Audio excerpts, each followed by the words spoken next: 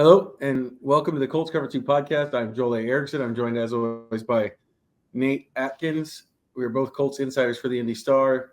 This is the first impressions edition, and really, we're going to get into all the weeds here in a little bit when we get to the categories, when we get into the rest of it. But the biggest thing is the Colts averted the disaster of being 0-3. It's pretty – going to 0-3 and then making the playoffs is extremely hard in the NFL. It's still hard at 1-2 or after starting 0-2, but it's a lot easier than going 0-3. They had to get a win today, and they ended up getting a win. Yeah, it feels like at this point we can only judge what we know of this team right now. Is at this point of the season, it's a season-saving win because, like you mentioned, if they fall 0-3, there's been one team since 2018 that started 0-3 and made the playoffs, and that was the Texans in 2018.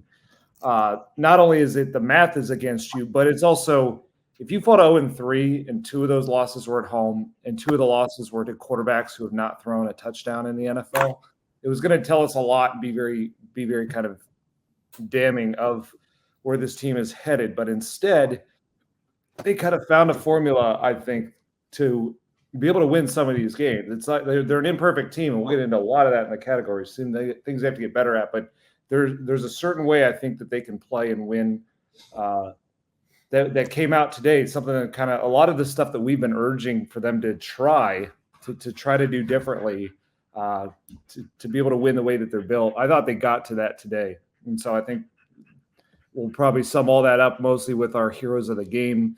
I think that's kind of what ended up creating that formula. But yeah, it's just a huge moment to be able to get off the ground like that and you just see the life come back to this team in the locker room and how happy they were and relieved.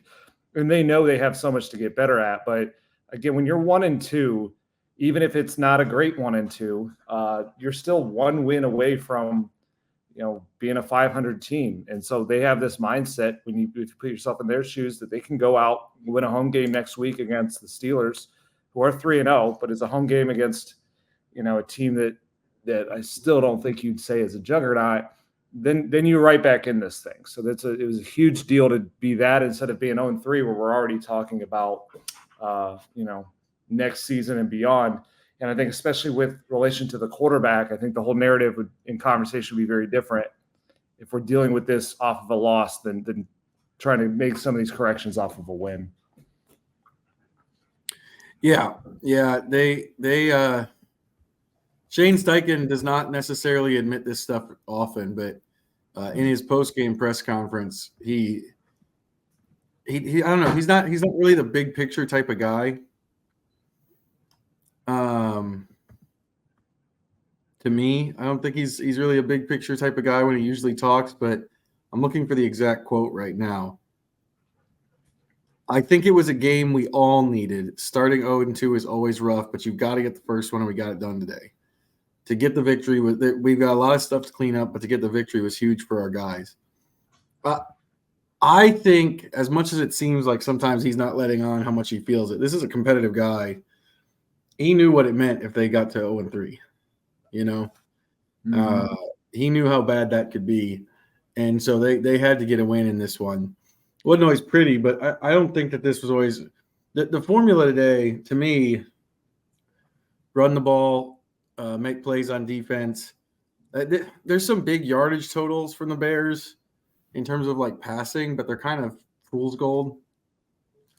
363 yards passing on 52 attempts is less than 7 yards per attempt. If you factor in sacks, of which there were 4 of them, the Bears were 5.9 yards per pass play. That's bad, especially when you consider the Colts were 7.4. So this was kind of the formula that I think makes a lot more sense in terms of what I thought was going to happen going into this season. But let's before we spend too much time talking about it, let's get into the categories here. Hero of the game. I will let you go first. Who you got for hero of the game? My hero of the game is Jonathan Taylor. So same one, second week in a row. The difference is they won this game because largely because they leaned into that hero. So last week, Jonathan Taylor had 103 yards, but only on 12 carries. And we got into that whole conversation about taking him out in the fourth, not leaning on him on the 3rd and 1 play where they did the speed option with Trey Sermon, and how it was this great day that fell short. And I thought they leaned into the worst parts of who they were by having Anthony Richardson drop back 37 times. This week and last week, the stat that I used, the number of the day, was the fewest carries Jonathan Taylor has ever needed to get to what at that time was 17 100-yard performances. Well, this was the 18th 100-yard performance. He went 23 carries for 110 yards. And it's not mind-blowing efficiency. It's not as efficient as last week. This week he was at 4.8 yards a carry, which is still quite good. For Jonathan Taylor, that's just below his career average is like 5, but it's 2 touchdowns. And then you also add in a screen pass he took for 25 yards to get them one of their few, their whole passing game right now is to get a couple of explosive plays. They got one there. And he had one other play that was, a pass to him that, last week he dropped a couple and he knows he has to improve there, but I don't put that on him. I thought that was just a bad pass from Anthony Richardson. So really from just Taylor's perspective, I thought he was pretty masterful at finding the creases and creating some explosive runs. The 29-yard game touchdown, the touchdown from 29 yards was obviously the best one, but he found some along the left sideline as well. He was a little bit dancy, I thought, on some plays like that 4th and 3. So there's still some things to improve for him. But this was a day where Shane Steichen kind of admitted when the run game is working and the score feels like you're in a place to be able to lean on it, he's learning to lean on it. And so 23 carries, 24 overall touches for Taylor is I think they could even go further into this at times, but at least this was a step in such a great direction where, when you have such an erratic young quarterback as they do right now in a passing game that, as we'll get into, has a lot of – there's moments of upside, but there's a lot of things that need to be ironed out and are concerning at the moment. Taylor's like the one stabilizer. Taylor's the one who also gets them out of their fears of getting Anthony Richardson hurt if they lean on his legs. So it's like today was a reminder of exactly why if you're going to be a team that pays – a running back top 5 money, $14 million a year, the way they eventually decided to become one of those teams, this is the model for why you would do that, which is you are able to insulate a young quarterback, pair him in the backfield with that super athletic quarterback, create an identity that is the one thing that you're so good at that other teams don't have a very easy answer to. And I think we saw that the first 3rd and short of the game, they ran that zone read where they froze the defensive end. Richardson hands off to Taylor, and he gets an easy 5 yards. That's the type of play they needed to do the week before on 3rd and 1 when they did the speed option. So today it's like they realized who their hero needs to be right now at this early stage of the Anthony Richardson passing development, and they let him be that hero today, and I think it's the biggest reason why they won.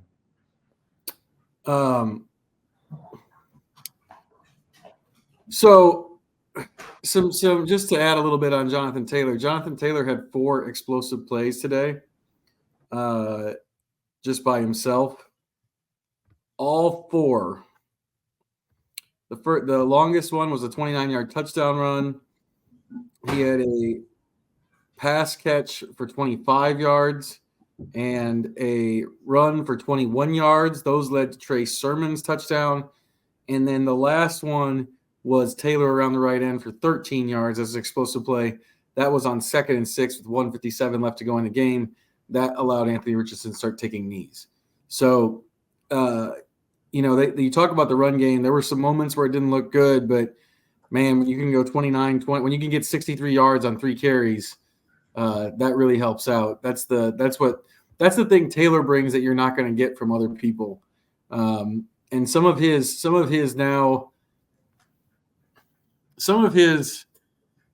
of darting, dipping, picking his way through it might not look the same way as some of his breakaway runs, but man, some of those he's really creating a lot of yards with his moves. Hero of the game for me, I could go a couple different ways with this. I think I'm going to go with Latu. You just think about when he had that sack. The Bears were coming off their first touchdown drive.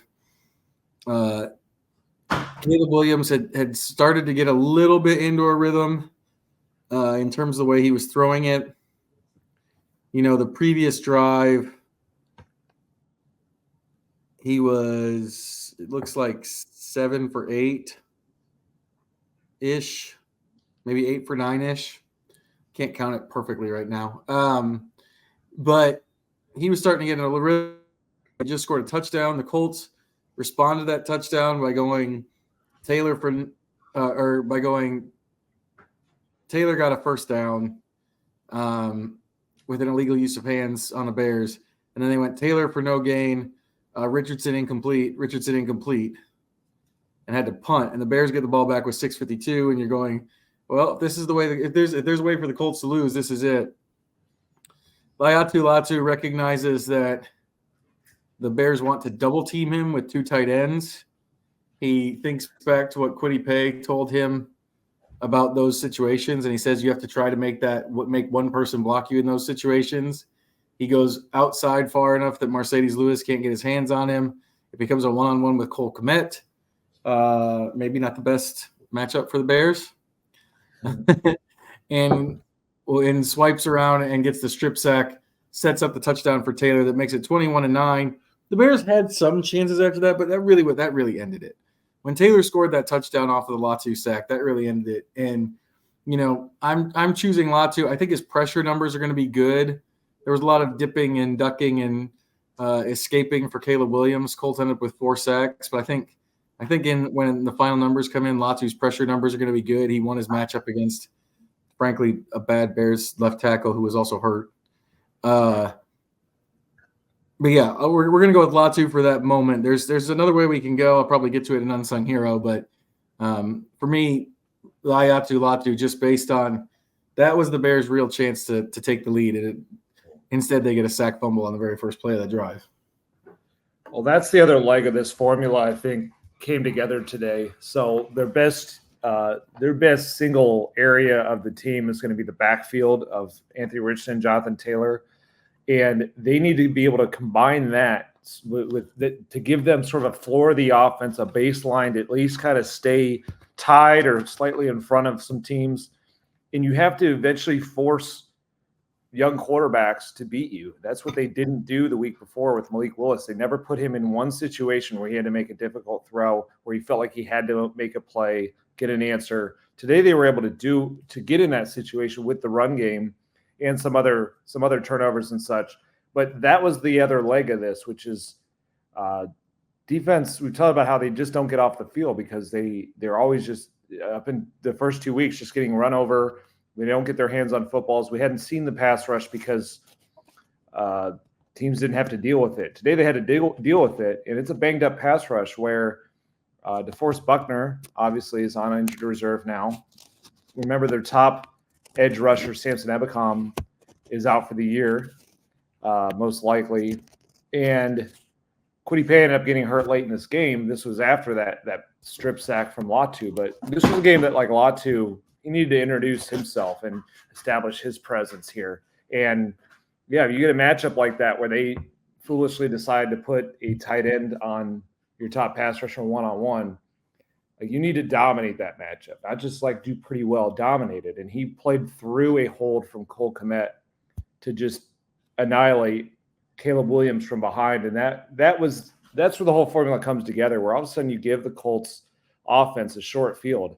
And we know it's a struggling offense right now. It's a very herky-jerky offense where it feels like they either get an explosive play or a 3-and-out. But if you give them the ball there, near the, close to the red zone or wherever they ended up taking that over, I think there's a way to kind of simplify it where it's like that offense had just been on the field. Now they're back on the field. The defense didn't expect to be coming back on the field. And now that defense has to try to figure out if Anthony Richardson or Jonathan Taylor are going to keep the ball. And you have your offensive line where they've kind of built – this entire team's built on a pass rush and an offensive line.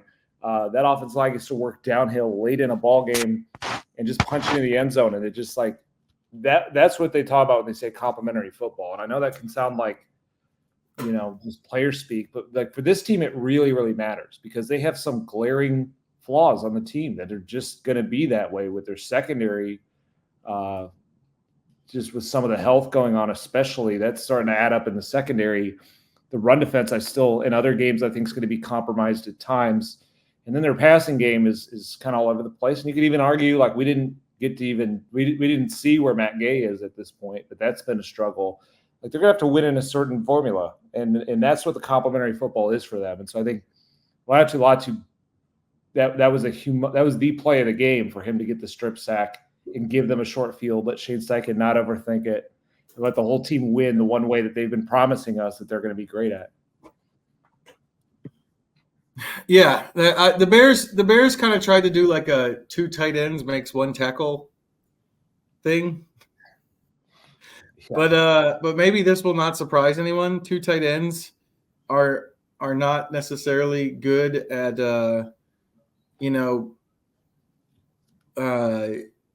doing offensive line double teams against good pass rushers. Even veteran ones like Mercedes Lewis. If Latu goes all the way around, he kind of got lost in the shuffle, and then you get a 1-on-1. So not the best of decisions by the Bears. This game is not like last one. The last one we kind of harped on the villains of the game early, added a category or two. This game I think we can dip in and out. Villain of the game. I'll lead off on this one. I think, just as a reminder, this is the Marvel villain. This is the Marvel superhero villain where they intended good, but bad things happened. Anthony Richardson. He's got to be better. There was a part in the post-game press conference where Shane Steichen, he so far has pretty much blamed himself for all of Richardson's misses. But I'm going to have a really hard time blaming him for at least 3 of them. The very first drive, Alec Pierce is pretty wide open, just past the sticks on a 3rd and long. He, for the second consecutive week, overthrows somebody who can jump out of the gym really bad. There's another 3rd and short. Josh Downs is wide open. It should not be a hard throw. It was a 3rd and short. Sailed that one into the bench. And then the other one that comes to mind, there might be other misses in here, but these are the 3rd downs that come to mind. The Jonathan Taylor one you referenced, he just threw it too fast. There's no one anywhere near him. His feet are in the wrong place. His shoulders and back are kind of like going away from it. Like he's falling away from pressure that's not there. And yeah, I don't think you can call it a drop. It's too far out in front of Taylor. Taylor gets like 2 or 3 fingers on it. Be tough to call it a drop for me. Richardson and I mean the other thing that backs this up, I just watched. Have you watched the Colts video from the inside the locker room after the win? Yeah, with Richardson's speech. Yeah, and Richardson himself kind of said, I mean, this is a good leadership moment from the young guy, but said, good job O-line, way to open holes for JT, good job defense. I'm going to be better for y'all. I wasn't good enough. He said the same thing I think on the field after the game about the quarterback play. He understands. He's got to complete more of these passes. Shane Steichen's going to try to do his best to take some of the heat off of Richardson. But Anthony's right. He's got to hit more of these throws, especially because those 3rd down throws, like this is another game where the opposing team the Colts ran 53 plays, I think. Let me look. Yeah, that sounds right. The Colts ran 54 plays. 4 plays. The Bears ran 84 plays. One of the ways to fix that is to hit some down passes. Colts 3 of 12 on 3rd down. Just a really rough.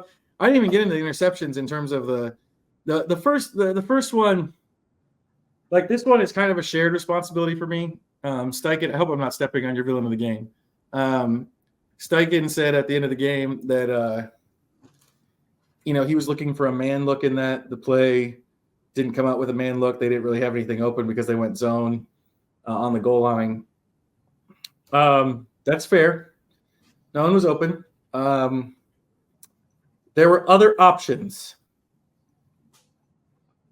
It was not a good throw to Ashton Dulin. He maybe had a little bit of a window if he floated. It was not a good throw. He tried to throw it too hard and too low, got batted down. He could also run. We've seen him run in when it looked like there was no space before. Anthony Richardson didn't do it. And then the second interception was just the worst. The second interception was he's got plenty of room to run in front of him. He stops. He fires across his body, trying to hit without setting his feet. Again, I'm not convinced that there was someone right there that he had to throw it kind of like hopping like he did. Ball sails on him, gets picked. Just a really rough game for Anthony Richardson. The accuracy is not there yet. We can get into why, but it's just one of those things right now. Like, he's got to be more accurate than he was today. Like some of these are not play calls. Some of these he's just got to make the throw. Yeah, and I'm going to double up on that villain of the game. I think that's kind of where it has to be in this game, where it's like there was nobody else who you felt like was making losing plays out there necessarily, like a lot of them. There's certain guys that had individual moments that were tough, but Anthony Richardson's play was putting them in a spot where, man, that's why I said it's such a big win, is that this could have gone a certain way if they don't quite lean in Jonathan Taylor, if they don't get that strip sack from Laiatu Latu, if they don't get 2 picks from Jalen Jones, this could be a loss. And if it's a loss, that's the whole talking point, is this quarterback. And that's why I think it's really big that they lifted him up. I think that's why he was so happy after the game, is it was like, you have to make these corrections. You have to get better, but you can do that off of a win. That's important, but it was tough. And that's where it's like I feel like you're trying to get me going when you talk about Anthony not running. That's always been my little talking point. So, but this week I'm going to put that a little bit on him. There were a couple moments that I thought he was choosing not to scramble. I put it on the coaches last week for only designing one run. They got a couple more this game. So yeah, they called a few more. I thought early. Yeah, and some of them they called more the zone read where they were handing off to Jonathan Taylor. Last week I didn't buy that because Taylor only had 12 carries. Well, this week they did do that and turn into carries for Taylor. Anthony Richardson, they called an inverted veer toward the end, let him run a little bit. There were 2 moments I thought he should have taken off on his own and didn't. One of them was on that pick to Michael Pittman Jr., where there just was so much open grass to be able to run. The other one is one that he did run, but he scrambled around the right side. This is right after they got the pick from Jalen Jones after the botched punt, roughing the punter call that we might get into. But anyway, like Richardson, he ran for like 7 yards up the sideline, but he just stepped out of bounds when there's a DB there, and I think he could have gotten the first. And what ended up happening is they went for it on 4th down and didn't get it. And so that ended up being a pretty critical moment to leave out there. This is what's hard about it, though. And I talked to Michael Vick about this a year ago when Anthony Richardson was going through some of these injuries, is that it's very difficult on young quarterbacks because they get drafted and hyped up entering the league based on their dual threat abilities and their athleticism. With Anthony's, it was off the charts, most athletic quarterback prospect the league had ever seen. And then what happens is they have a couple of scary moments. They play a little reckless because they're getting used to the speed of the NFL, the ferocity of the hits. And then we start telling them, you got to protect yourself, be smart out there. And he got blamed a lot for the brain injury he had against the Texans, and everything became about, you need to slide, you need to finish through the tape, step out of bounds where you can. So I think this is just a young player going through it a little bit. That was like a moment where, like, I could see where, if I sat him down, if someone sat him down and said, hey, you could have cut in here and got more yards, he goes, well, which is it? Like, should I be stepping out of bounds to avoid hits or, running through people? And it's about, like, it's all time and place. It's like when you're against a cornerback that I think you could just, he's athletic enough to shake some guys out of their shoes. That's what I'd like to see him, like, make a move when he has that room. I understand why this is a little bit all over the place in his head. It's just one of those things he needs to develop at, though, because the arm is just not there at the moment. The accuracy, the consistency. He finished 10 of 20, and like so far, that's been almost every game he's played has been somewhere within that 45 to 55% type accuracy. And today it's some of the same stuff where he can be in a perfect pocket, have a guy in the flats. Some of these routes outside the numbers. It's like he's trying so hard to aim with velocity to lead a player that he just doesn't need to make it that difficult. That's what I felt like that throw to Jonathan Taylor was like you're trying to make the most perfect in stride highlight reel type pass, and it just didn't need to be that. It's like some of these, if a guy is that open, you got to get it to him. And then some of that other stuff, it'll get better as far as leading them in stride with chemistry, but you can't whiff on some of these throws that are happening right now. So, and then like the interceptions were, both of the other one in the end zone is a classic play of like, you got to know when to just eat it sometimes. And that was a play he scrambled out. It was just a dead play in the water. And, there's three guys there he's trying to fit the ball through. He's got to know that, like, even at the worst case of that moment is you take a sack. I'm not sure if that was second or third down, but at the worst case that should happen out of that is you're kicking a field goal in a game where, like, points were important. Points mattered. And so it's all time and place with him. When he makes some of those desperate plays in moments when they're down doubled scores, I'm not going to blame him that much, because my whole thing is like we shouldn't be at a point of he has to decide the outcome of the game. That's why I liked what they did today, is it didn't come down to Anthony Richardson's play to ultimately decide whether or not they won this game. They were able to play in a way that let him make some mistakes. He's a young player. It's just going to happen. And so I think this is what we need to come to expect, the accuracy wise. What he really needs to clean up, though, is the turnovers. That's the part that's going beyond just, missing some throws to plays that could really swing a game and end up being the thing that undoes some of this other, that doesn't let them get to their formula of running to put a game away, forcing the other quarterback to drop back. So they survived it today, but there's no doubt that that's got to be like priority number one, is getting enough of this decision-making and accuracy down to at least avoid the turnovers and avoid the disastrous moments. Yeah, they got really lucky. There could have been a third turnover.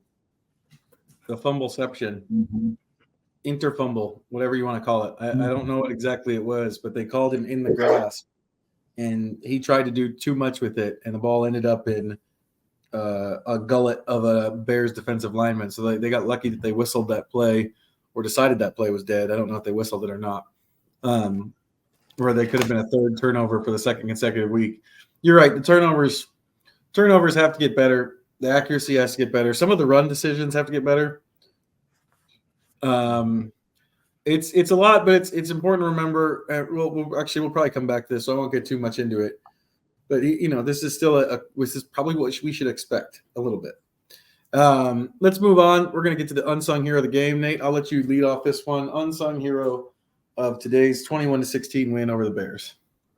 Well, I think that based on the heroes we picked, there's a super, super obvious one for this. I'm going to let you take that because I know you wrote on him, and I think it ties together with your other hero. So I'm going to pick one that ties together with my hero. So I picked Jonathan Taylor for the hero. I think the unsung hero is the offensive line. I don't think they've gotten a lot of credit so far in these three games because we're so, they're 0-2, and it's like you're focused so much on what's not working. And for this team, it was so many problems, whether it was the run defense, the kicker situation, the secondary issues adding up, the inaccurate passing, some of the coaching decisions about whether or not to run Jonathan Taylor. But the thing that's been consistent for them, I think, is 3 straight, at least average to above average games from the offensive line. And today I thought was their best game, where it mixed quality pass pro like they had against the Texans, but they couldn't run block very well, with the quality run blocking they had against the Packers, but they had a couple of moments with penalties, some bad penalties that hurt the overall score. Today I thought was good. I mean, there were a couple penalties in there that were a little bit annoying. That is something that I think is happening a little bit too much for an experienced offensive line. But they're not making other critical mistakes that could really, really doom this team with what Anthony Richardson's going through right now. So, he dropped back 20 times, probably a couple more than that if you include the scrambles. Only got sacked one time in this game. He's had some nice clean pockets, and I just think they should get credit too when they're able to put a game away. So that inverted veer run that Anthony Richardson has, one of my favorite plays in this game, because it was like this kid who hadn't really done anything to add value all of a sudden rips off and gorgeously, explosive play down to the 2 that let them punch it in for the game winner. But on that play, they called it I'm trying to remember what Shane's actual terminology for it. It was something like the Q pull, he called it, it's all about Quentin Nelson pulling up through the middle, and Anthony Richardson, after he fakes it to Jonathan Taylor to get one linebacker out of the box, is going to follow Quentin Nelson. And that is just a great way to be able to put a finishing touch on this, is like get Anthony Richardson on his skill set rolling downhill behind Quentin Nelson on the move, which is just lethal to have to deal with. So just think the offensive line is they're just a big part. We talk about this formula, and there's a lot of things the Colts are trying to overcome that are not strengths on this team. But a big part of the formula is the offensive line keeping Richardson out of dangerous situations, which I think they did. I mean, one of the picks, I think you could put someone, they could have done a little better job. The one he was scrambling left at the end zone, but the other one was not about that. I guess you're right. They're lucky the strip sack didn't happen. Maybe we'd be talking about them differently if that had gone a different way. But for the most part, I thought they kept their quarterback. They weren't the reason their quarterback was flirting with danger, but they were the reason that a big reason why this team was able to put the game away and kind of put it on them and win downhill rushing. And that's the way that Chris Ballard built this team, is the pass rush, highly paid running back, and a super highly paid offensive line that's now played together a ton. And so I thought today was a nice showcase of how that can all come together. Yeah, 1 sack, 3 quarterback hits allowed against a pretty decent Bears front. If you watched that Sunday night game last week, the Bears front was in C.J. Stroud's face all game. So definitely a pretty good game from the offensive line. My unsung hero of the game, you already teased this, Jalen Jones. Unsung is probably overstated a little bit. I think he's pretty sung after picking off 2 passes. But I think the thing I keep thinking about here is just he really struggled when he had a chance to make a play on the ball through the first 2 weeks, and he acknowledged it. There's a couple guys on this team. Jones is now one of them. Bernhard Raimann is another one. They're not going to mess around if they with what they say if they mess up. They tend to take it on themselves. Jones made it pretty clear this, after the first couple of games, I've got to be better. He said, he was recruited. He was a 5-star recruit. People forget that, but he was a 5-star recruit when he went to Texas A&M. There were a lot of teams that recruited him as a wide receiver, and so he felt like, listen, I've got ball skills. So for him to have the mistakes he made in the first couple of games, not reacting to balls in the air that led to big plays, was pretty frustrating for him. Zaire Franklin kind of said, he pulled him aside and said, listen, you deserve to be here. You're destined to be here. Play like it, after he gave up the 34-yarder to Romeo Doubs in Green Bay. But, Jones today, much more aggressive player, much more aggressive player. He picks off a short throw to DeAndre Carter, almost picked off another one. He got flagged for pass interference. He got there a little bit early. It was pass interference, but almost a pass interference you can live with. It was only 5 yards. At least he was driving on the ball. And then the last pick, just absolutely incredible. Nick Cross breaks up a ball. He gets one hand on it. This is where the receiver skills come in. He got 3 feet down because he got his left foot down twice. A big game for Jalen Jones. That first pick, too, both picks came at big times because the Bears were driving when he made the first pick, and the second one came right after one of the weirder events of the day, which I'm not sure what category it falls into. We got to get to it at some point. Maybe to leave Nate. Maybe not to tease something, but Nate wanted to go back to a category from last week. Maybe they'll get in there. It was right after the punt. It was right after the block punt that wasn't. And so it was a ball don't lie moment. Big game for Jalen Jones. And they need him. They put so much pressure on him the way they constructed this cornerback room. They lose Juju Brents. They need him so badly to establish himself as a starting corner. I don't think it was perfect today, but it went a long way toward establishing himself as somebody you can count on in that spot.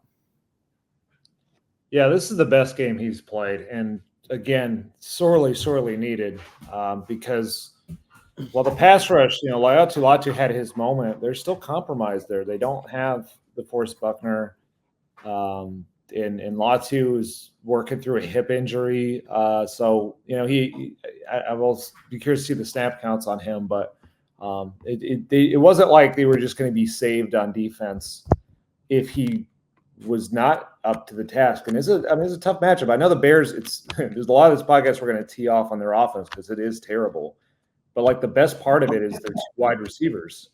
Rome Odunze and DJ Moore are like hell to try and cover right now. And so Jalen Jones is in a spot that he didn't necessarily ask for. I mean, to think about a guy that was the 7th round pick last year, and now he's this team's number 1 outside cornerback, like that is a dramatic rise. And so I think what we've seen out of him early this season, the first 2 games, is a guy who is like a fish out of water. So he got some experience last year, but this is so different being the guy who has to key this whole, like be the top outside cornerback when, now there's more expectations than there were last year. This isn't just, he like you brought up how he blames himself. Like he's not looking at this as like, well, I'm young, so we just got to develop this year. But that's some of what's going on. And that pass interference today, that kind of felt like that to me, where it was like, he just got there a little early. It's okay. You can work with that. What they had to get him out of was some of these plays the past couple of weeks that felt like true panic plays, like that holding penalty against the Texans. Just the way that he handled that ball in the air against Romeo Doubs, like he looked like a guy who was just a little rattled. And so he needed this game just to kind of get back to understanding why they're so into him and the opportunity that he has. And this is one where like a lot of people have believed in this guy. And not just, we know Chris Ballard believes in every player that he's ever put on a roster before, but Shane Steichen, he's always brought up Jalen Jones as like how much he believes in him. Gus Bradley, and I know Gus Bradley, as we'll get into it in a later category, I think sometimes believes in guys for reasons that are harder to understand, but it's not usually with a young player. So he's caught the eyes of a lot of people, and that tells you about, his overall approach to the game, what he does in practice. Of course, at some point it had to show up in the games. We can't hear about that forever, but this is the game where it showed up. I thought he did a pretty nice job handling how much they went at him with bubble screens as well. They were trying to run to the edge. They had a sound plan for the most part, as far as like the places to try to attack the Colts.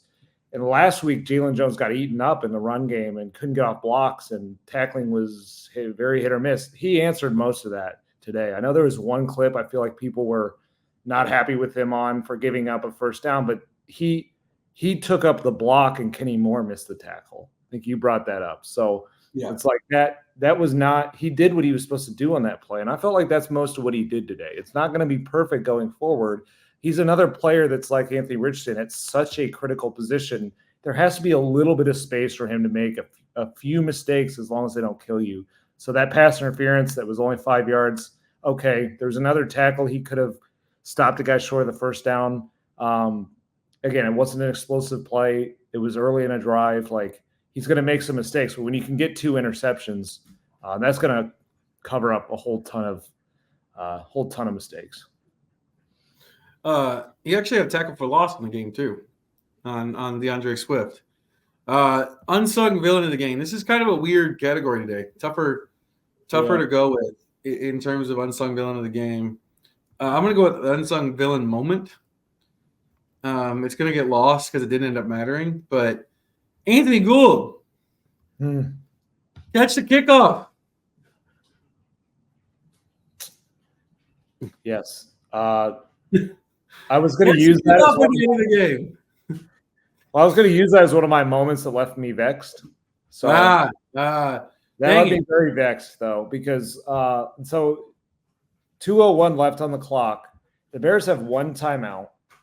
They're kicking off to hope they can get the ball back. And the reason it made sense to kick off for them was that they only had one timeout, but if they could kick it out of the back of the end zone, the 2-minute warning was going to give them a free timeout. Well, they didn't kick it out of the back of the end zone. It went to Anthony Gould, and he needed it, and no time runs off the clock. So that could have been a big thing that we could end up talking about if the Bears had forced a 3-and-out. And I mean, they were going to have to find a way to score, which was hard for them. But Yeah, a little rough moment from him. I guess for my unsung villain, I'm just gonna go with. Again, it is a hard day for this. So like all these are sort of like super unsung villain. There's not like someone that really deserves, I think, a lot of ire for this specific game. But I'm gonna get into Gus Bradley a little bit for this. I still like it was obviously a better day, much better day for the run defense. I think they figured out some things with getting their linebackers to play more sideline to sideline. The tackling was a little better, at least in the run game. But this was a week where, I had a story come out, the IndyStar, where I talked to Taven Bryan about why he's playing nose tackle in his 7th year in the league when run defense has never really been his skill. And if you check that story out, he addressed that, but he didn't seem like he exactly knew, the reasons why he was out there either. I kind of had an open-ended question to him, and he just came back and he said, I can play either. I don't really care for nose, but I can play it. We won't lose because of it, but it's not going to look that great. So that was a bit of an undermining moment to what they were going through with the worst run defense through 2 games the NFL has seen in 46 years. So today was a little different in that Taven Bryan, I think, was mostly, if not exclusively, playing 3 technique. So that was a solid adjustment. The problem was he was still out there in a lot of rushing situations. He was starting the game. I think he had a sack today. I think that if you look at his career, he does actually have some value as a purely situational pass rusher. But to start the game that way and have him playing out there that early in the game, that I thought was a little risky. There were other couple moments where it's just very weird to see. Roma Dunze got matched up against EJ Speed and Nick Cross at different moments for explosive gains. So I think they were playing with fire a little bit with how some of those matchups went down. So it didn't end up biting them because, they did figure out enough of the run defense. Again, they're facing the main reason he's a villain to me is just it's hard to give that much credit for handling the Bears rushing attack with not only what this season tells us they are, but also some moments in this game we'll get into in a later category. So certainly not a villain that ended up, unsung villain. It's like super unsung villain, but I still thought there were some cracks and some questionable ways that they used the players they did have today. Yeah, some of the middle of the field stuff. Cole Kmet had 10 catches on 11 targets. Not exactly sure who that's on. This is the first impression spot. We haven't watched anything.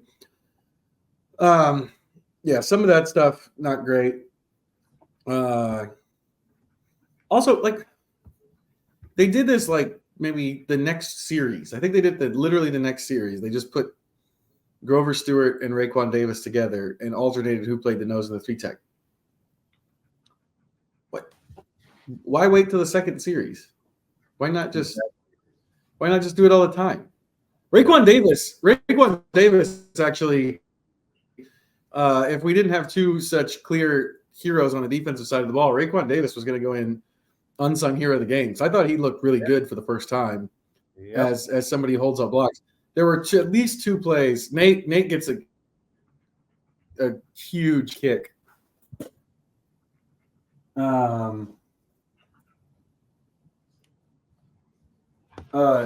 Nate gets a huge kick out of me getting angry at Taven being in run situations in the press box. This is behind the scenes, but when the Colts are on defense, I almost always watch every play through the binocular because I'm watching the front, which means that I am frequently saying, he's on skates before everybody else can see it. Nate, it might be one of the things Nate enjoys. It might be 3 things that give Nate joy. It tickles him to death. There were 2 plays though where he was just trying to. There were 2 plays where he was just trying to hold his ground, and he was literally getting pushed back like he was on a slide. I was upset. Oh yeah, that was kind of his whole point of why are you playing me at nose tackle? To me, it's refreshing. He did strain. He was straining to keep his foot where it was. To add to the conversation, the most ridiculous part to me of the whole thing was that Gus Bradley's reasoning for starting him at nose and playing him a lot is he's consistent and we know what we're going to get. The problem is so did the opponents. And to underscore that, just to give you a sense here, the last 2 years, before he got to Indianapolis, he played 3 technique almost exclusively for the Jaguars and the Browns, and a lot of snaps, started 16 games for the Browns. In those 2 seasons, teams ran 44% of the time when he was in the game. Now that he's playing a lot of nose the past 2 seasons with the Colts, that's gone from 44% to 58%. And teams running 58% of the time in this passing league probably indicates that they like the matchup. So one of those moments where I think Taven's gotten a lot of, ire from this podcast and a lot of people, and deservedly so. Players are still responsible for their play, but this is a classic case of like putting a player in a position he frankly isn't built for, and he knows he's not built for that. So that's and it's worth talking about because even though it seems like they corrected a little bit of it, moving him off the nose spot, they still got to figure out weeks without DeForest Buckner out there. And so, teams right now, when you put Taven Bryan in the game, if it's not an obvious passing down in distance, they're going to run at him. So just something Gus needs to find a way to correct. Number of the day. Okay, number of the day. Nate, what do you have for number of the day? Do you have one? I've got one.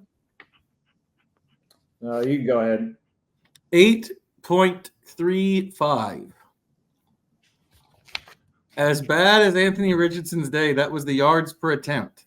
This is a very different type of passing game that we are trying to process with Anthony Richardson in these nascent stages of his career. I don't even know what to do with that, other than to say there was a 44-yard pass to Alec Pierce, who can seemingly get open at least once a game, even if everybody knows that he's the deep ball guy. Kylan Granson caught a 40-yard pass, and Jonathan Taylor had a 25-yard screen. That's a lot of explosives. Actually, you know what? Those 3 catches that I just described, those were the only catches not made by Michael Pittman or Josh Downs today. So that's a number that's a bonus number of the day. Just a wild thing where you've got like it has not been good, efficient passing. It's not it's not what you need to see. And Shane Steichen finally admitted today that they've got to have some of those third downs so they can be an efficient offense. His yards per attempt, though, is still 8 for the season. Yep. It's very weirded out by that. I'm having so much trouble trying to process. I think this is what it tells me is this: if he can fix the completion percentage problems even a little bit, this offense has a real chance to be explosive because they're 8 yards per attempt when he's completing 49.3% of his passes with a 55.9 quarterback rating. Well, I think it goes to what I talk about with their formula. I think that's a piece of the formula is hitting enough chunk plays in the passing game, even when it's not going to be efficient, to make yourself so you're not statistically unbalanced, but also so that defenses can't play you in a way that takes away your strength. So as hard as it is for Jonathan Taylor and Anthony Richardson or to defend that when they can make you defensive end choose one or the other, and then it's like a free blocker, teams can still stack the blocks, bring that safety down and make it harder. But to be able to hit some of those explosive plays when teams do that is going to be critical. That's why I harp on the turnovers with him, is that it's less to me about right now in this young stage. I just accept that he's going to miss some throws. He's going to be a little inaccurate, inefficient at times, but I still think the yards per attempt, like you said, they're good so far. It's about not turning those into turnovers that they've got to do. My number of the day is kind of weird, but something I hadn't brought up yet, but I think is interesting for this game. My number of the day is 1. Do you have any idea what happened today for the first time ever in a Colts game? Nope. Anthony Richardson won a game and finished the game. Oh, wow. Yeah. So if you saw at the end of the press conference, I went over to Anthony to get one more question. I literally realized it as he was talking up there. And I kept thinking like, man, this guy just seems like this felt like a new moment for him where we see like he did play poorly. He recognizes it. He's solutions oriented and he's also really, really happy. And I just realized like we don't get to talk to him after wins. We really like hadn't seen that joy before. So they won the game against the Texans last year, but he's in the concussion protocol. That Gardner Minshew finished. They won his start against the Titans, but that was the worst day of his career so far because of the, blowing out his shoulder. This was the first game he got to finish. They won the game. So that's why I like that moment you referenced in the locker room where he's giving a speech to the team. First time he's given a victory speech. So just a cool little moment of seeing this kid grow up. Even in a game where he did not play well, certainly is not the reason why they won. He still got to experience what it was like to win. And so when I went up to him after the presser and talked, that was kind of what his message was is, man, I got to get a lot better. But boy, is it fun to finish a game and finish a win for the first time. Game day observation from Day. I have brought this up before. I'm going to bring it up again. It's an unpopular opinion. Lucas Oil Stadium looks better when it's sunny and the roof is open. Just looks better. Sorry. I know. Colts are a dome team, but the field, everything about Lucas Oil looks way better when the sun is shining through. They couldn't do anything about that today. It was rainy. I get it. Whatever. It looks better when the roof is open and the sun is shining. Let me take that a step further, though. If they had left the roof open today, they could have made it very fitting for the Chicago Bears. They love to play in the rain in windy conditions. It may have helped the run game out in some weird way because it couldn't have been worse than what it actually was. Maybe good for the Colts to not help them out or give them elements they're comfortable in. But that's kind of playing off that. My game day observation is just a lot of Bears fans. We knew there would be, and there were. It was trying to estimate. What would you say? Maybe I think 60-40. 60-40 Colts. Yeah. It's really hard to tell though because the blues and the whites of it get hard to gauge. Yeah. I will say this though, I'm kind of just going off of it was a little bit hard to tell from cheers. So I'm just going to fully admit this. I just wait for the fans to tell me whether or not field goals went in. They usually tell you a little bit before the ref does. But it was hard to tell because the cheers were for both sides a little bit, and it was pretty close. So I'm going with like 60% Colts cheers versus 40% on the other side. But yeah, lots of Bears fans. Yeah, and it's not surprising when you think about like they're 2.5, 3 hours away. So people who live there can drive down the day of. There's lots of Bears fans in Indiana because just the history. The Colts have not been here that long, and before they were here, or right when they got here and were not good, the Bears were the dominant force. And so this kind of one, they just play this game so few times. That's why you wish they'd kind of play a little bit more. It could be a cool thing for the second closest team to Indianapolis.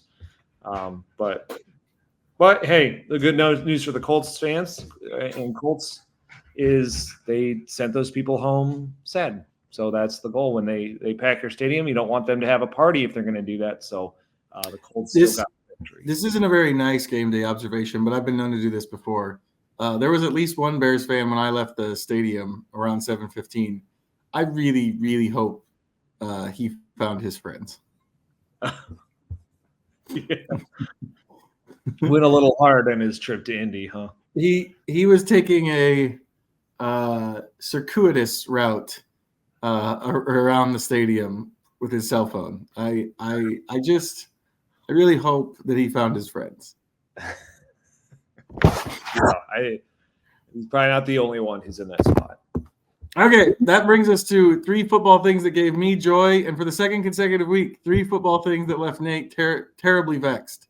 I'm kind of tempted to make this permanent. I know. Kind of tempted to make this permanent. We could. I don't want to we may have to rotate roles because I don't always want to be the Scrooge on stuff. I don't know though. I don't know though. I think it works better that way. It probably. Yeah, it probably fits.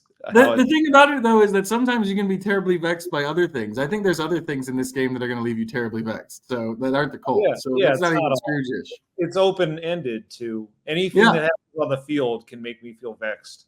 Yeah, 1,000%.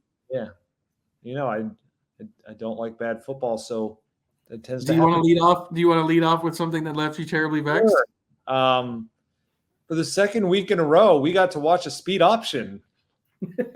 My favorite play on a football field that you can run in the NFL is a speed option. Much as I have fun with Joel ranting about Taven Bryan playing against the run, I think Joel enjoys me talking about the speed option in the press box. Oh, when Caleb Williams pulled it and I realized what was going on, I started giggling into my binoculars. And the moment when I was about to say, what are they doing? I realized that 3/4 of the Colts defense already went right to pitch man. So congratulations to the Colts for running this pitch speed option the week before, teaching their players how to defend against it, and warping the minds of the Bears coaching staff to want to run that in this game when they had 4th and goal from the 1-yard line, and somehow had a worse result than the Colts did when they ran Trey Sermon, which the Colts only lost 4 yards. The Bears lost 12 yards.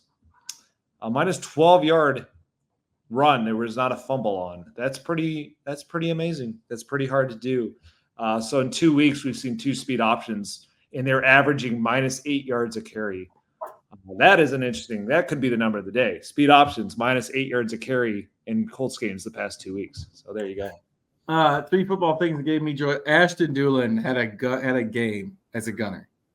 I frequently say no one likes special teams play as much as I do, but he had one of my favorite things, which is when the gunner is so far down the field, has beaten his man so thoroughly that he's standing behind the return man when the return man catches the fair catch. I love that. I think it's the most disrespectful thing a gunner can do. You've beaten the jammer so badly that you can just set up shop behind his punt returner and hope the ball bounces over his head into your hands for a touchdown. Ashton Dulin, just an incredible game as a gunner. Didn't always make the tackle, but man, was he down there quite a bit. I think the Colts punting, I saw this earlier from a good friend of the podcast. It's at VV Jones on Twitter, but it's our good friend Kenan Kasenko. That Rigoberto Sanchez and the Colts punting unit is actually right at the top of the NFL so far. Punt returns today for DeAndre Carter, 2 punt returns, 4 yards, 2.0 per carry. Well, also, Rigoberto Sanchez, 5 punts, all down inside the 20.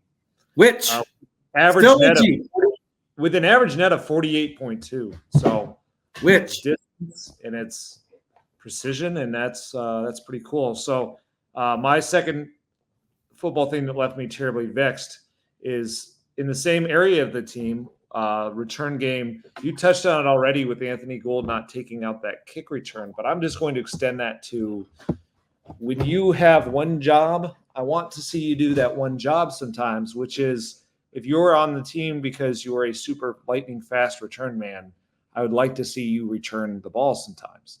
Oh, I know what you're talking about. There was one thing, I know exactly what you're talking about. There was one in particular that I was very upset by. Yes. There is just the decisions of Anthony Gould to very quickly fair catch as often as he did.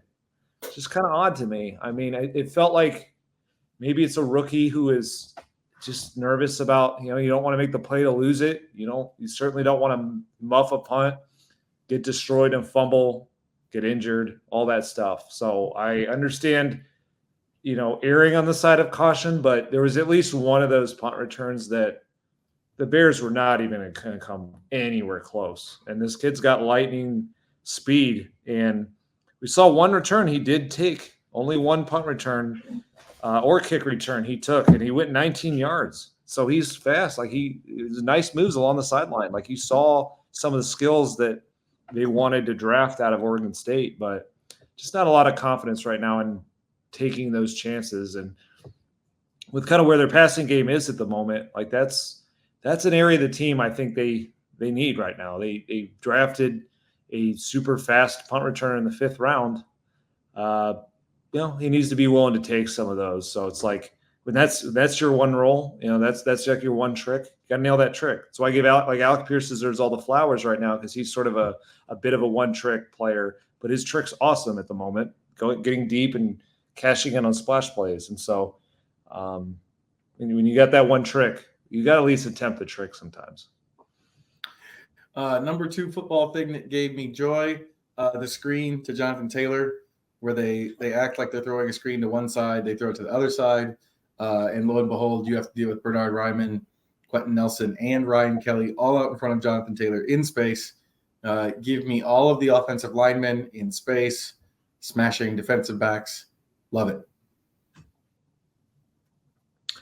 Yeah, that was a fun play. The funny thing is, Jonathan said when I asked him about it that he felt like it should have counted for a lot more yards because he did a lot of running and was very tired on that play. That's why Trey Sermon made a touchdown. I know it played into that. Played into that. So that was good. The thing that left him terribly vexed.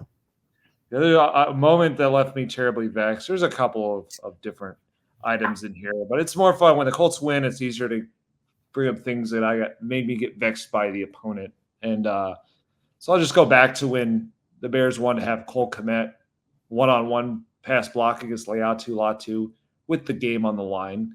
If you want a window into why the Bears have not made a young quarterback work, play that play and then play it again.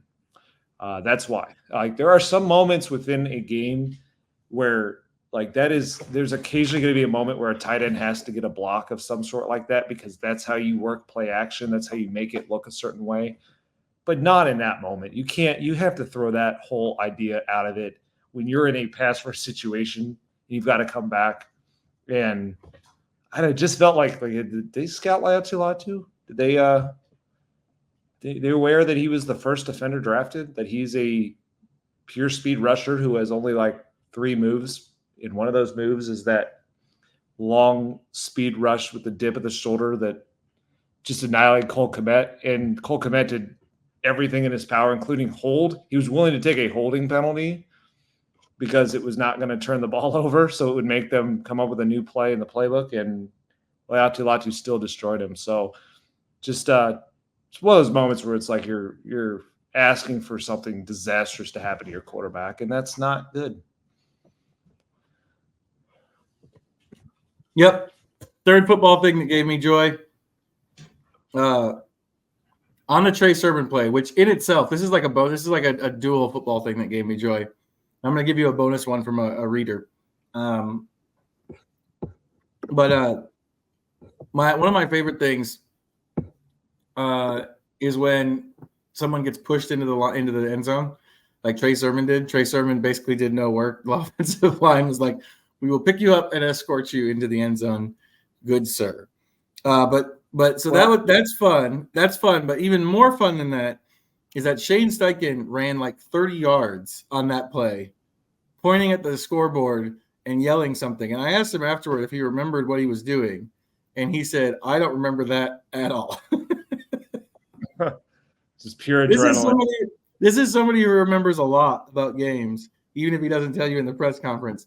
He did not remember running down the sideline. I thought was pretty impressive speed to do it. The bonus one from Kenan again. Kenan humbly submitted this on X Twitter that Latu was so busy celebrating that Zaire Franklin had to remind his first career sack. Zaire Franklin had to remind him that it was a turnover and that he should come to the end zone to celebrate with the rest of the team. I've tried to explain this to people. Playing defensive football in particular, all football, but defensive football in particular is just an explosion of emotion. Sometimes you make a big play and you don't know what you're doing exactly. I don't think Latu was trying to celebrate on his own. I think it's just the sheer emotion of it. Lots of fun. So we'll get a bonus there from Kenan. You mentioned the tush push play with Trey Sermon. Anthony Richardson was shoving him into the end zone too. I thought that was very cool. Very sneaky way to use a 250-pound quarterback, and he doesn't have to take the hit. Well, I have to come up with a bonus football thing that left me terribly vexed. And this seems like a decent time to get into a certain play that we've not brought up yet. One thing that leaves me vexed is when officials want to say that a player did not get a hand on a football and that player has a sprained finger to prove that he did. That happened today. Tyler Goodson tips a punt and then falls onto the punter, Torrey Taylor, and then there's a separate injury that I think played into that. It was almost the refs took forever to throw a flag, then they throw it almost as if like, well, there's a guy laying in the end zone. How do you not throw the flag? Shane Steichen, another play where he kind of ran 30 yards to go kind of yell, hey, we're going to review that because the ball hit his finger. And the ball traveled like 60-some yards. So I think the refs, just when they looked at the result, again, they're looking at it in New York, and they looked at the result and they looked at, you can't really tell that the ball did anything different, but on replay, it does certainly look like his finger goes back. And I go over to Tyler Goodson in the locker room and I said, hey, Tyler, did you get a finger on that ball? And he says, why don't you tell me? And holds his hand up. And his ring finger is bandaged up in this brown bandage, and it's like twice the size it should be. I mean, it was so glaringly obviously hurt, and he said it was a sprain, and he was going right into the trainer's room then to kind of get a little bit of attention to it. But I don't know. I guess maybe that's hard to – maybe that's not what officials can do. But, like, it just feels like if they say, oh, we don't know if it hit his hand, can a team just be like, do you want to look at his hand? Does it look humanly normal to you? It's like in baseball they do that sometimes where they get hit and they're like, let me show you the bruise. Like, I don't know. Just felt like they had a very easy piece of evidence, and it just kind of stinks for Tyler Goodson that he gets caught with a penalty and a sprained finger for coming pretty close to a blocked punt. Yeah, sometimes the threshold in all sport is too high. Greg Doyle, our columnist, pointed out when they were watching the replay, he's like, his finger moves. He said it like 27 times. I feel like if Greg can see it, they can probably see it in New York. I have the same issue with baseball, though. With baseball, there's stuff like all the time that it looks like he definitely didn't get that, and they're just like, call stands. Like, it's such a cop-out. We should take out call stands. Make them pick. Yeah, I mean, I am one of those people who thinks that if you have to watch a replay like 25 minutes straight, then it's probably not clear. But in this one, I don't think you did. His finger moves, and they're telling you his finger is sprained. And well, also, place.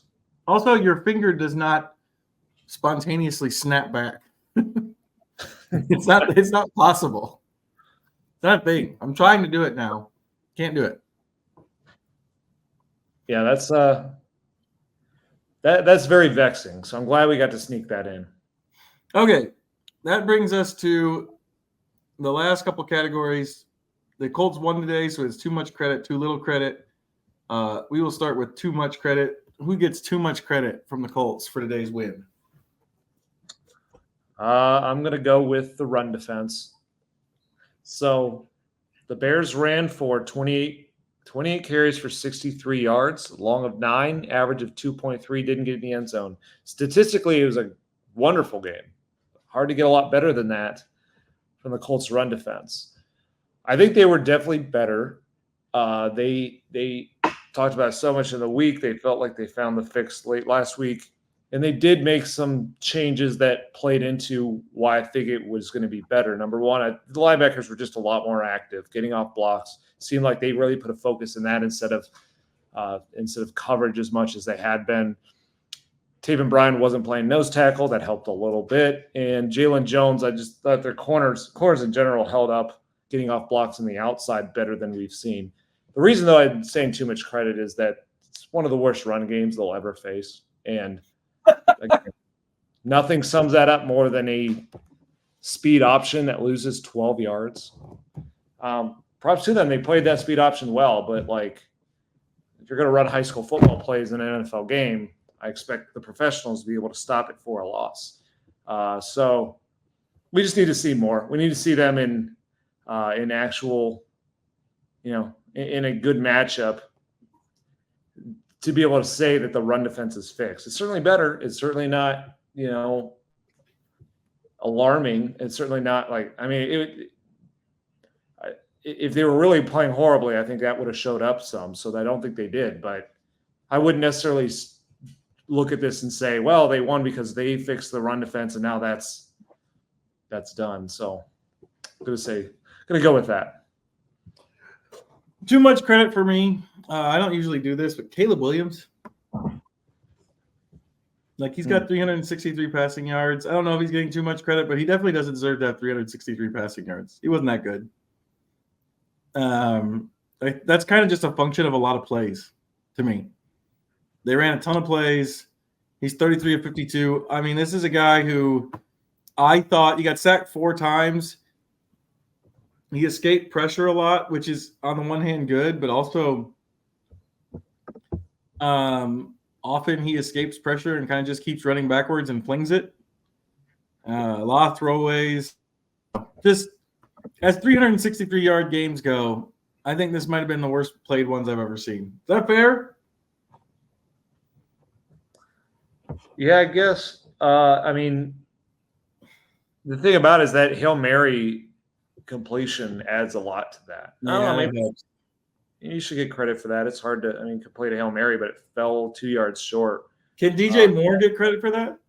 Yeah, exactly. Well, that's the thing. DJ Moore and Rome Odunze were the only parts of the Bears offense that I was really impressed with. Like Cole Kmet's pretty solid as a receiver, but it was like those guys were trying to make these big chunk plays to make up for how inefficient their pass game was, 4 sacks and a run game that did absolutely nothing. So that's fair. And Odunze had the 2 big plays, so he had 18.7 yards per catch. The only other player on the Bears offense to have more than 10 yards per catch was Swift. Yep. Yeah, that sums it up. That brings us to the other side of this coin, too little credit. Who is going to get too little credit for this Colts game? I don't know. This is a tough one to get to because we kind of really there's just some big heroes that made it happen.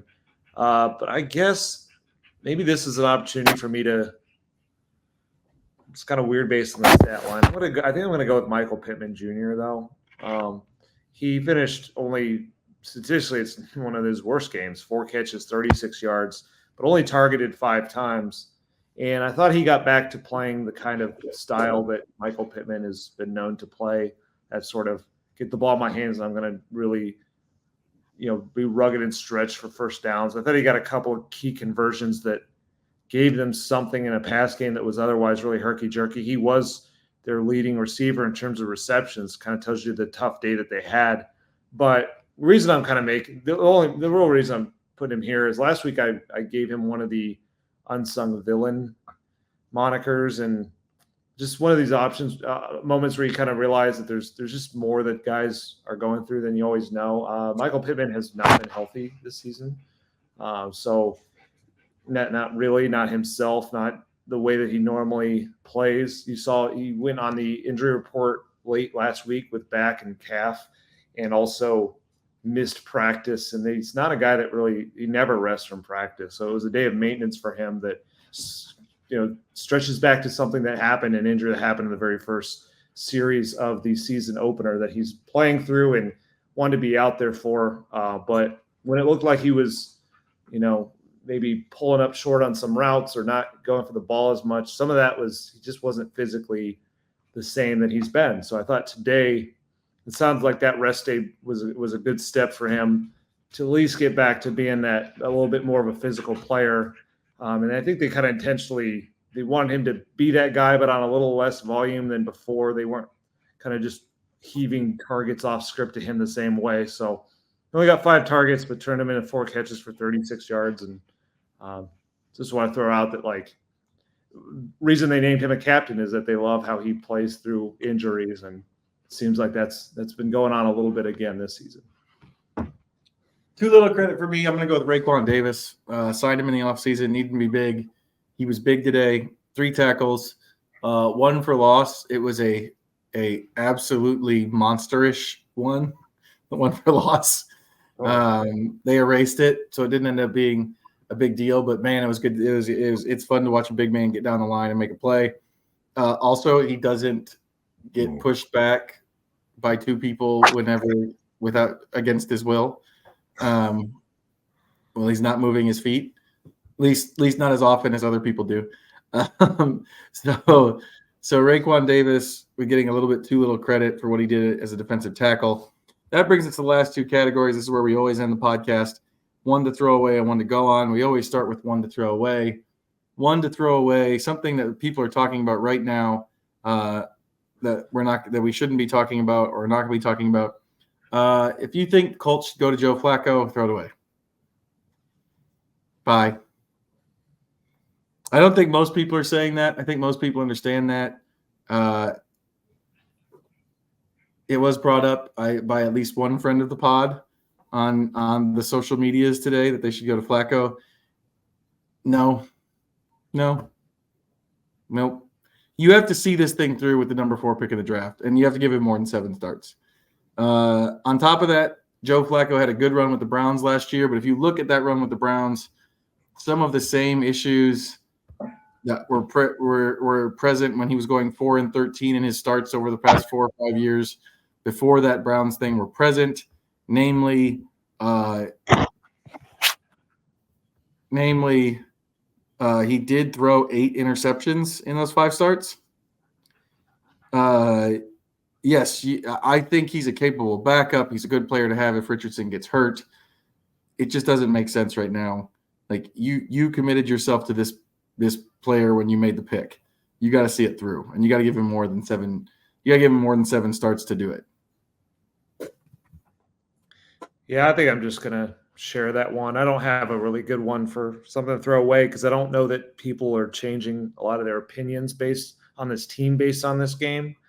But that just isn't, that's not a conversation, especially because I just think, like, end of the day, Anthony Richardson still is finding ways when he's playing poorly to still do some things that are helpful and good, including 8 yards an attempt today or whatever that number ended up being. Like, that's, again, it doesn't make up for the day, but it's like, it's not the totally lost, not effective, not making plays type thing that Bryce Young is in. It's not that at all. So he's making plays, a few plays with his legs. That 13-yard run on the inverted veer was big. And like I said, I think they just got to lean into that more. There's enough to work with here to get him still impacting the game in a positive way, even if it's kind of sporadic and not the full package so far. That leaves us with one to go on, something from this game that we're going to be talking about for a long time. Anthony Richardson's accuracy is not going to be where you want it by the end of this season. Like, that's just not – I don't know. I understand the desire for him to make big strides week to week. Historically speaking, that's not really that feasible. If everyone's going to throw out Josh Allen as an example of a player who was inaccurate in college and then figured it out, and that's what the Colts are trying to do, it's worth reminding everybody. If you go look at Josh Allen's Pro Football Reference page, his first season as a starter, he played 11 games. He completed 52.8% of his passes. His second season as a starter, he completed 58.8% of his passes. And then in his third year as a starter, when he had 27 starts in the NFL under his belt, because he got 11 as a rookie, so it's still 4 more than Anthony's made to this point. When he finally had 27 starts under his belt, then he jumped to 69.2, and he was at 63.3 for a couple years in a row, 66.5. He became, the Josh Allen that's one of the better quarterbacks in the NFL. Do I know that Richardson's going to make that jump? I don't. But I can feel pretty confident that he's not going to make a jump to a 65% passer consistently by the end of this season. There's as much as it seems simple to people that you just work on it in practice and everything it's just an effort thing. It's not. It's you have to, as a quarterback, be able to train your body to do something instinctively because you don't have time to think about everything. in the middle of the game, and he's rushing it right now. He said he kind of gets excited and tries to make it too perfect. That's also a problem, but I also think he rushes some throws. His feet are kind of weird. Sometimes he's falling away. Like, that's a lot to fix, and it's hard to fix in game. I don't know what he's going to end up being by the end of the season, but expecting him to suddenly, between now and next week, morph into a 65% passer just based on effort and grit. It just, historically speaking, that's just not feasible. No, it takes time. I think we're just going to keep hammering that point all season long. Even like Josh Allen, that first year he started, he had 320 attempts. Anthony Richardson had 84 last year. So it's like, it's not even fair to look at quarterbacks who did something their rookie year and then it was this in the year two. Like, we're still really in year one for Anthony. So it is going to be there. And that plays into my one to go on is connected to that. I just think we're going to have young struggles for a while with A.D. Mitchell. A.D. Mitchell seems like he had his role cut significantly today. Some of that was Josh Downs' back, so they got their starting slot back. But I noticed Ashton Dulin was on the field a lot too. Ashton Dulin is sort of the inverse player of A.D. Mitchell right now, where we kind of know what he is. Limited profile as a wide receiver, not going to be the most versatile guy out there, but he is super dialed in on the details, great run blocker. There's a reliability to it. A.D. Mitchell didn't play as much today coming off a tough day in Green Bay, but the one play he did get, it's a mix of a couple things. Anthony Richardson could have put a better ball on that didn't quite have as much air to let the DB catch up to it.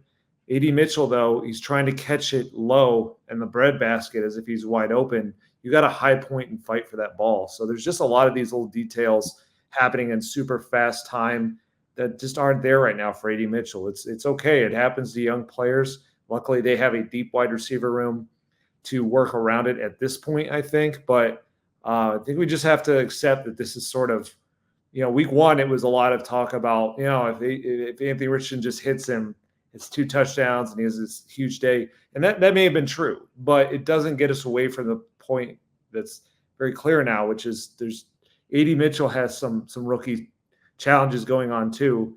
Reasons why he's super, super talented. He can fly and separate and all that. He's got a great build and all this.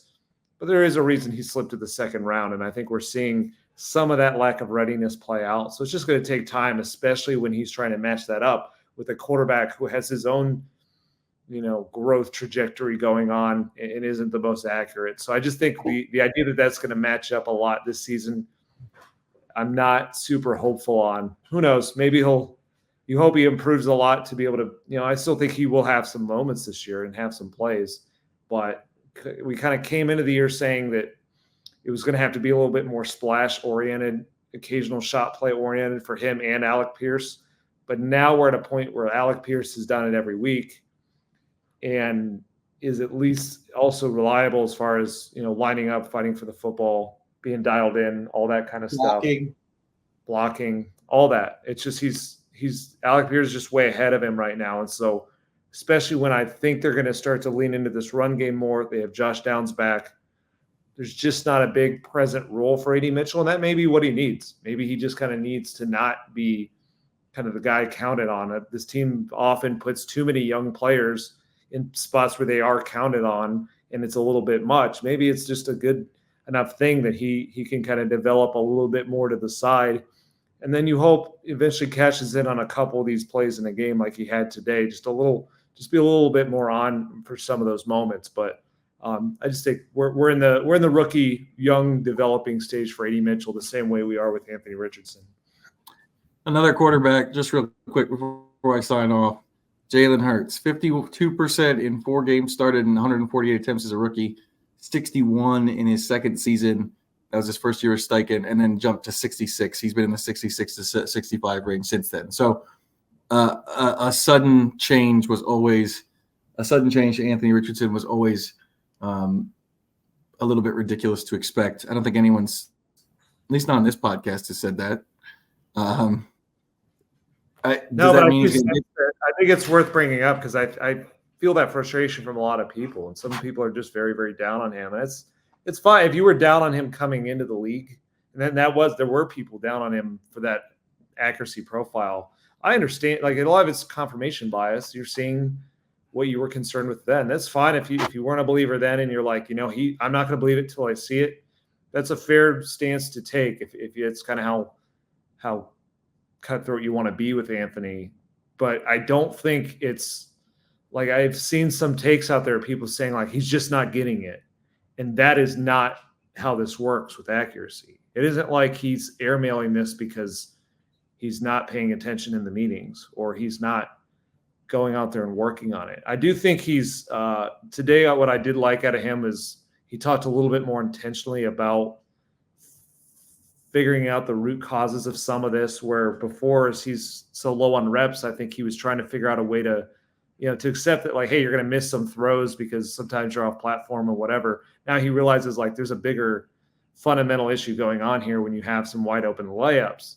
And what he's got to do this season, I think, is just hit a couple more of those layups where he's not going to be a high completion percentage guy. But if it's today, instead of being 10 of 20, if he's 12 of 20, 13 of 20, and it's not that he hits a bunch of explosives, but he hits a couple of those plays that kept them on the field. You just don't know this run game between him and Jonathan Taylor have such explosive upside, or maybe they get another couple extra shots and they get another big play to Alec Pierce down the field. Like, that's how they can stay on the field better. It's just hit a couple more of these a game. So I'm not going to look for him to suddenly be a 60+% passer, but I would like to see him more in that 55 to 60 range throughout the course of the year. And I think I think we'll feel differently about it if we see that. Cut down the turnovers a little bit, make an extra couple throws in the layup category.